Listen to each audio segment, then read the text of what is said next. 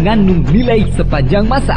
Dan di negara manapun emas itu berada tetap memiliki nilai harga yang sama. Tidak seperti alat tukar yang palsu, yaitu uang kertas atau uang kartal.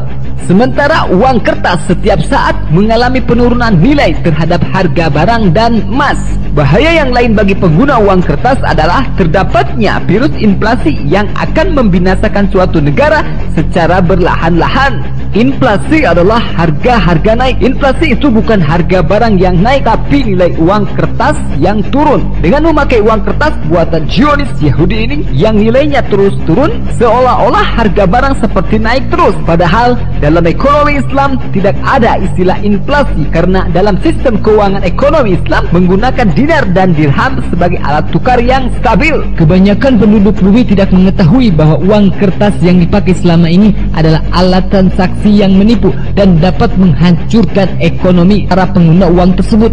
Berikut ini adalah bukti kepalsuan dan kebohongan transaksi dengan menggunakan uang kertas. Biaya pembuatan uang kertas $1 kira-kira 4 sen atau Rp400. Begitu pula biaya pembuatan uang kertas Rp10.000 kurang lebih Rp400. Sehingga dengan modal yang sama, keuntungan dolar terhadap rupiah adalah Rp9.600. Begitu pula pembuatan uang kertas $100.000 sama Rp400. Karena tinggal menambahkan angka nolnya 5 serta merubah warna dan gambarnya pada format mesin pencetak uang tersebut, maka dengan modal 4 sen atau Rp400, keuntungan $100.000 terhadap Rp1 miliar adalah Rp999.990.600. Inilah kepalsuan mata uang Dajjal alias dolar, yang merupakan ketidakadilan dan penipuan alias penjajahan ekonomi modern.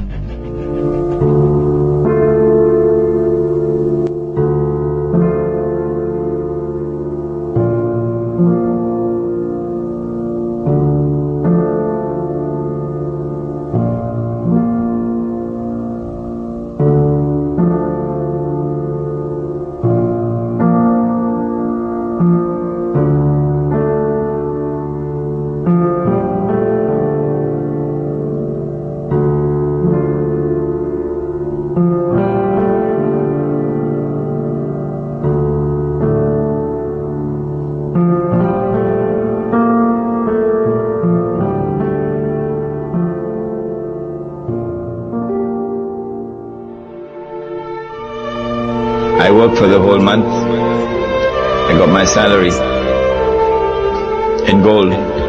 Could buy a camel. Took it home. Put it underneath the pillow.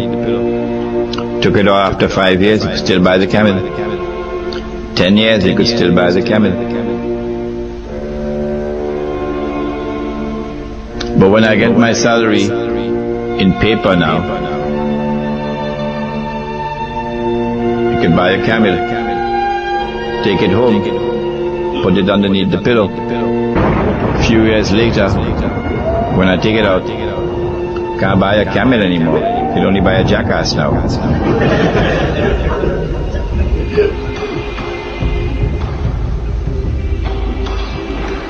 So now I'm beginning to feel like a jackass because someone has ripped me off. Where did my money go? If you could answer that question, where did your money go? Who took your money? And how did they take your money? You would understand the game that they're playing. We used to have men like that. In North America we had one Islamic scholar who was like that, and then they killed him. A man named Malcolm X. He didn't have a PhD from Al-Azhar, but he could see better than any sheikh. Who took my money? And how did they take him? Did they take it?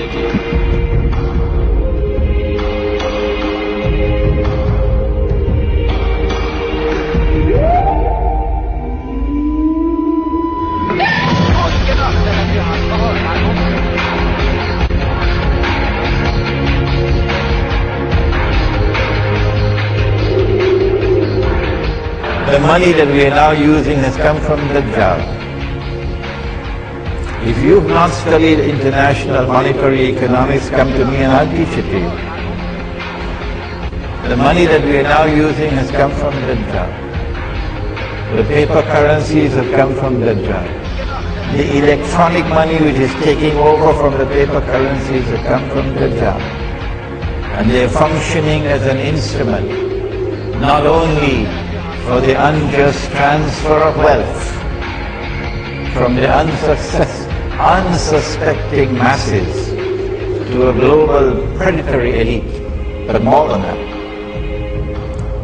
They're bringing a system of slavery upon the world, enslaving mankind.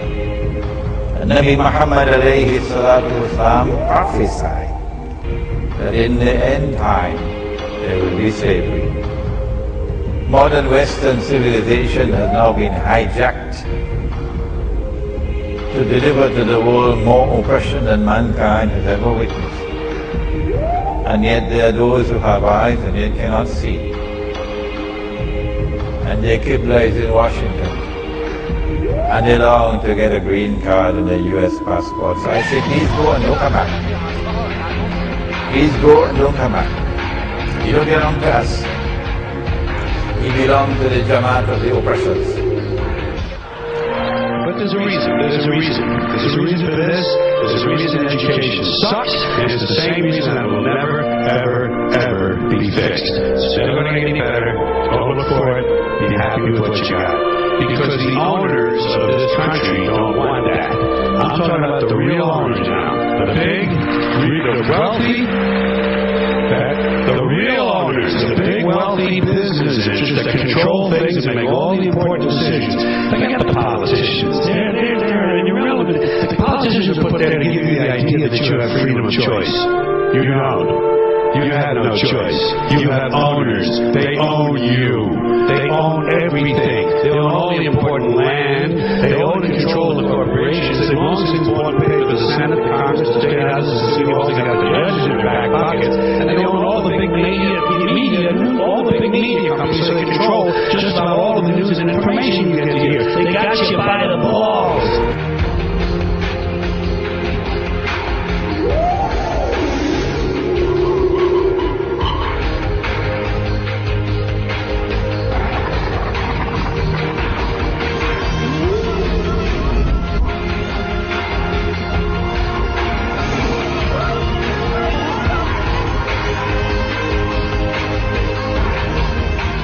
Falling again against the euro today after that weak new home sale. The Dow Jones is up 105 points. This on a day when oil was up to a new time high of 96. While inflation was running at 0.8%.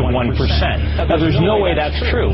If the government was accurately reporting inflation, we would know we're in a recession. I got about 30 seconds or so, but I want to get your take on how much lower you think the markets can go right now. We think that the markets can decline 50 or 60%. We hate to say something so somber, but it's not the time to be optimistic or pessimistic. It's the time to be realistic. Our whole system has been built on credit expansion. We have to grow credit year over year in order to keep the economy growing. The economy is not going to grow. It's going to suffer recession, and once it enters recession, it's going to cascade on itself. But what counts is not how many dollars we have, but what those dollars are worth and what we can buy with them. And the dollar is becoming less valuable every day. And based on our economy, our huge current account, our huge trade deficits, our lack of domestic manufacturing, our lack of domestic savings, there's only one thing the dollar can do, and that's go down.